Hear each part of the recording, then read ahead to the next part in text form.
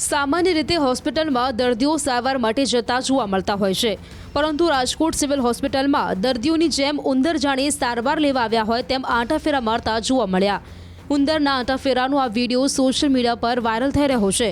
દ્રશ્યોમાં જોઈ શકાય છે કે સિવિલ હોસ્પિટલમાં જ્યાં ત્યાં ઉંદર દોડધામ કરી રહ્યા છે, તો બીજી તરફ સારવાર લઈ રહેલા દર્દીઓને પણ ઉંદર કરડવાનો ભય સતાવી રહ્યો છે.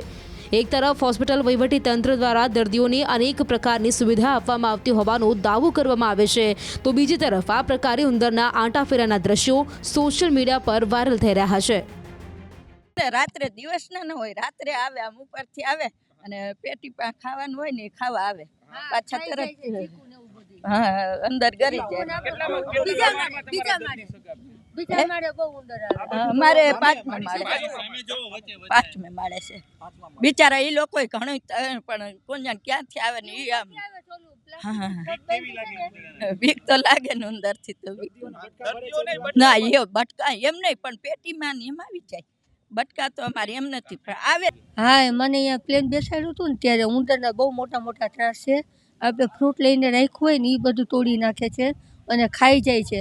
અને આખું આપણે લઈને ફ્રૂટ લઈને રાખ્યું બધું બગાડે. હવે એક બે ફ્રૂટ બગાડ્યા હોય તો આપણે પછી આખી થેલી જ નાખી દેવી પડે, કિલો 2 કિલો લીધા હોય એટલે અમે કંઈ ખાઈ ન શકીએ. આ બસ આ ફ્રૂટ બધું તોડી નાખે છે અને આપણે આમ પલંગ ઉપર ચડીને વયા જાય છે. આખા ઓલા હોય ને આપણું નાસ્તાનું ટેબલ રાખ્યું એમાં બધે આટો મારીને વહી જાય છે. દિવસ નહીં હોત આટા મારે છે, દિવસના રાતે હક ન લેવા દે. હા, એટલે આઘું કરવું પડે, ઉંદરને દૂર કરવા પડે. ઉંદર ના કઈડા તો નથી આપણને, પણ આમ પલંગ ઉપર ને બધી આટા મારે છે. ઉંદર માટે અને જનરલ પેસ્ટ કંટ્રોલ માટે અમે ઓલરેડી 16/12/24 સેન્ટ્રલ વેરહાઉસિંગ એજન્સીને કોન્ટ્રાક્ટ વર્ક ઓર્ડર આપેલો છે.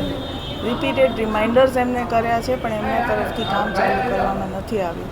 ઇવન લાસ્ટ વીક અમે એમને રિમાઇન્ડર કર્યું છે, છતાં પણ એ લોકોએ કામ ચાલુ નથી કર્યું. તમારે એમના કોન્ટેક્ટ નંબર જોઈતા હોય તો પણ હું તમને આપી દઉં. Mosquito control, general paste control, આ ઉંદરની બધી જ કાર્યવાહી કરવાની છે. મેં મોસ્કીટો લાર્વા કંટ્રોલ બી કરવાની.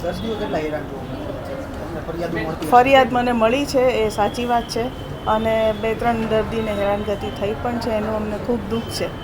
અને આ ફરિયાદના અંતર્ગત જ અમે રિપીટેડ એ લોકોને રિમાઇન્ડર્સ પણ કર્યા છે, એમની સાથે ટેલિફોનિક વાત કરેલી છે.